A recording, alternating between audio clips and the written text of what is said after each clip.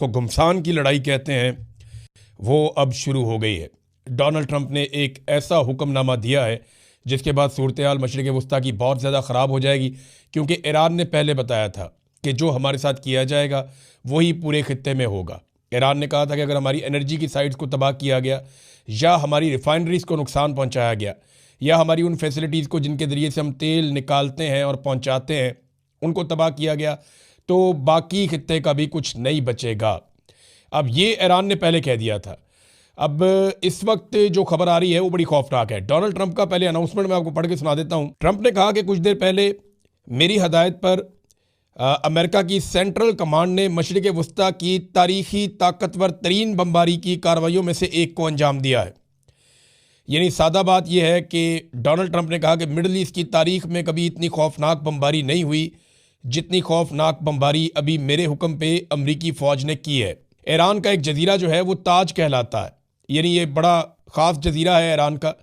मैं इसके बारे में आपको थोड़ा सा बताता हूँ। जजीरा खर्क इसका नाम है और ये आबनाए हुर्मुज़ से तकरीबन कोई 300 मील के फासले पर है।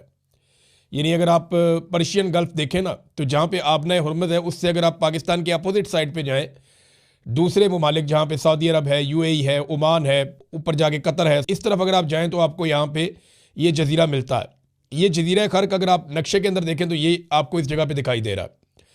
ये 300 मील दूर है आबनाए हुर्मुज़ से, और ईरान की जो मेन लैंड है, जो ईरान की मेन सरजमीन है, वहाँ से ये लगभग समुद्री रास्ते से 25 किलोमीटर के फासले पर है।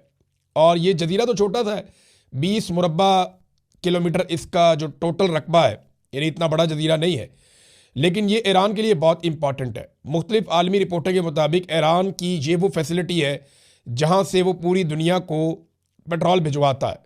जब भी वो पेट्रोल एक्सपोर्ट करते हैं, जहाँ भी जाता है उनके शिप यहाँ से जाते हैं, वो यहीं से फैसिलिटेट करते हैं।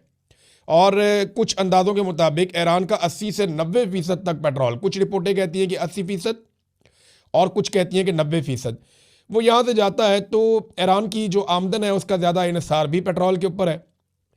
और अगर यहाँ पे चोट लगाई है अमेरिका ने, तो वो रिस्क ले लिया है, जिसके बाद एक बड़ी खौफनाक सूरत हाल पैदा हो सकती है। ये अमेरिका के B-2 बॉम्बर्स हैं जो रवाना हुए थे। इनके 2 मिशन बताए गए थे, और डोनाल्ड ट्रंप ने जब अनाउंस किया तो डोनाल्ड ट्रंप ने बताया कि जनाब मैंने ये कर दिया है, लेकिन साथ ही उसने कहा कि मैंने ऑयल के इंफ्रास्ट्रक्चर को अभी तबाह नहीं किया। लेकिन जब रिपोर्ट आएगी तो पता चलेगा इन्होंने कितनी तबाही की है और किस नौइयत की तबाही की है। और इन्होंने ये भी कहा डोनाल्ड ट्रंप ने कि मेरे हथियार बड़े शानदार हैं, मेरी फ़ौज बड़ी शानदार है, मैंने बहुत ज़्यादा फ़ौज को सपोर्ट किया है, बहुत ज़्यादा फ़ौज को मुनज़्ज़म किया है। ईरान के पास ऐसी कोई सलाहियत नहीं है जिससे वो हमसे बच सकें। अब ईरान को वो कह रहे हैं हम इतना तबाह करेंगे कि वो दुनिया को धमका नहीं सकेगा, ख़ासतौर पर मशरिक़ वस्ता की बात कर रहे हैं। लेकिन डोनाल्ड ट्रंप ने अपने आप को गुज़िश्ता चंद दिनों में, ये मैं वैसे ही आपको बता रहा हूँ एक इन्फॉर्मेशन, कि डोनाल्ड ट्रंप ने अपने आप को इसराइल से थोड़ा सा अलग किया है गुज़िश्ता चंद दिनों में। पहले डोनाल्ड ट्रंप अपने हर स्टेटमेंट के अंदर इसराइल का तस्करा करता था, अपने हर स्टेटमेंट के अंदर नेतन्याहू की बात करता था, अपनी दोस्ती की बात करता था, अपने दोस्तों की बात करता था, इसराइल के साथ ताल्लुक़ की बात करता था, इसराइल की हिफाजत की बात करता था। लेकिन अब डोनाल्ड ट्रंप ये बात नहीं कर रहा, बल्कि एक इंटरव्यू में डोनाल्ड ट्रंप ने यहाँ तक कहा कि इसराइल एक अलग मुल्क है, उसकी अपनी एक अलग पॉलिसी है, और हम एक अलग मुल्क है, हमारी अपनी एक अलग पॉलिसी है।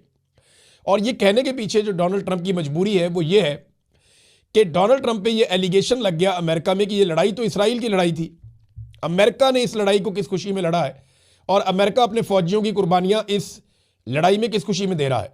अगर ईरान से खतरा था तो इसराइल को था, अमेरिका को तो नहीं था, तो अमेरिका क्यों ये कुर्बानी दे रहा है। अब अमेरिका जो है वो मशरिक़ वस्ता का नाम लेता है, खलीजी ममालिक का नाम लेता है, आलमी मंडियों का नाम लेता है, आबनाए हुर्मुज़ का नाम लेता है, बल्कि शुरू में वो इसराइल का नाम लेता था, अब वो नहीं लेता। अब ये जो अटैक किया गया है, इसके बाद ईरान का रद्द-ए-अमल बड़ा खौफनाक होगा, क्योंकि देखें ईरान ने अभी तक जिस जिस रद्द-ए-अमल का कहा उन्होंने वो रद्द-ए-अमल दिया। ईरान ने कहा कि अगर आप हमारी जो जो चीज़ आप जैसे जैसे तबाह करेंगे, अगर आप हमारा तवानाई का इंफ्रास्ट्रक्चर तबाह कर देंगे और बिजली बंद कर देंगे पूरे ईरान की, तो हम पूरे मशरिक़ वस्ता की बिजली बंद कर देंगे। ये ईरान ने कहा था, धमकी लगाई थी, और उसके बाद अमेरिका ने वो नहीं किया। ईरान ने कहा कि अगर आप हम पे अटैक करेंगे तो हम आपके अमरीकी अड्डों पे अटैक करेंगे, उसने किया। ईरान ने कहा आप हमारे मालियाती इदारों पे अटैक करेंगे, हम आपके करेंगे, उसने वो किया। ईरान ने कहा कि अगर आप ये चीज़ें करेंगे तो हम आबनाए हुर्मुज़ को बंद कर देंगे, उसने बंद किया। ईरान ने कहा कि अगर आप ईरान के एटमी साइट्स के ऊपर या बाकी जो मिसाइल साइट्स हैं उनके ऊपर अटैक करेंगे और सिविलियंस को निशाना बनाएंगे तो हम इसराइल की ईंट से ईंट बजाएंगे, और उसने ये करके दिखाया। आज के दिन में जो इसराइल से मनाजिर आए हैं वो इससे पहले नहीं आए। बड़ा ही खौफनाक अटैक किया ईरान ने। ये क्लस्टर बम थे और उसके अलावा बैलिस्टिक बम थे। ईरान ने तिल अबीब ऐसा लग रहा था कि हर तरफ बम गिर रहे हैं, जगह जगह आग लगी हुई थी, जगह जगह धमाके हो रहे थे। और अब जो इत्तलात आ रही हैं वो ये हैं कि वो जो बंकर्स बनाए हुए हैं इसराइल ने, वो भी इन मिसाइलों और बमों से उतने महफूज नहीं हैं जितने समझे जा रहे थे, और इसराइल के अंदर चंद अहम लोगों के मरने की इत्तलात भी आ रही हैं। अब ये सिचुएशन है। डोनाल्ड ट्रंप ने बड़ा खौफनाक अनाउंसमेंट किया है और बाकायदा वो उसके ऊपर एक पोस्ट करके दुनिया को बता भी दिया कि मैंने ये काम कर दिया है। अब इसका रद्द-ए-अमल ईरान की जानिब से क्या आता है? अगर ये रद्द-ए-अमल उसी तरह आया जैसे ईरान ने कहा था तो याद रखिएगा कि पेट्रोलियम मसनूआत की कीमतें बहुत ऊपर जाएंगी और पूरी दुनिया के लिए एक लंबे अरसे के लिए मुसीबत खड़ी हो जाएगी, और ये डोनाल्ड ट्रंप के शौक में हो जाएगी जिन्हें पाकिस्तान अमन का नोबल इनाम देना चाहता है। अब एक और काम किया अमेरिका ने 10 ऐसे ईरानी शहरी हैं या लीडर्स हैं जिनके ऊपर इनाम रख दिया। अमेरिका ने कहा इन 10 लोगों के बारे में बताएगा, जो भी 10 में से किसी एक के बारे में बताएगा तो 1 करोड़ अमेरिकी डॉलर मिलेंगे, यानी 10 मिलियन अमेरिकी डॉलर का इनाम हर एक के सर पे रख दिया कि हमें बताएं सिर्फ कि ये कहाँ पे, इसकी इंफॉर्मेशन दें और हमसे पैसा लें। ये अमेरिकन ने कहा। इसमें जो सबसे टॉप के ऊपर सबसे पहला नाम रखा गया वो आयतुल्लाह मुश्तबा खामनई का नाम रखा गया, जो नए सुप्रीम लीडर हैं ईरान के। अच्छा, इनके बारे में ना अमेरिका के वाइस प्रेसिडेंट ने ये कहा कि नए सुप्रीम लीडर ज़ख्मी है और हम ये बात जानते हैं, जबकि ईरानी हुकाम ने यह बताया कि जी बिल्कुल वो ज़ख्मी है, लेकिन वो अपने दफ्तरी काम कर रहे हैं और मामूली ज़ख्मी है। और उनका एक बयान भी आपने ऑडियो बयान भी उनका आ चुका है, और ईरान के अंदर जो फैसले आम तरीन वो अपनी शूरा के साथ मिलकर कर रहे हैं। तो ये जेडी वेंस ने कहा कि इससे दबाव पड़ता है ना कि हमें पता है वो ज़ख्मी है, लेकिन जवाब ईरान का आया कि नहीं, वाकई ज़ख्मी है लेकिन वो अपना काम कर रहे हैं, इस पर फिक्र वाली बात कोई नहीं है, क्योंकि लगातार अटैक्स हो रहे हैं। उनमें से किसी एक हमले में आयतुल्लाह मुश्तबा खामनई जो हैं वो ज़ख्मी हो गए थे। अब नाजरीन, इनाम रख दिया। एक तो आयतुल्लाह खामनई पे 1 करोड़ डॉलर मिलेंगे, जो बताएगा, इन्फॉर्मेशन देगा।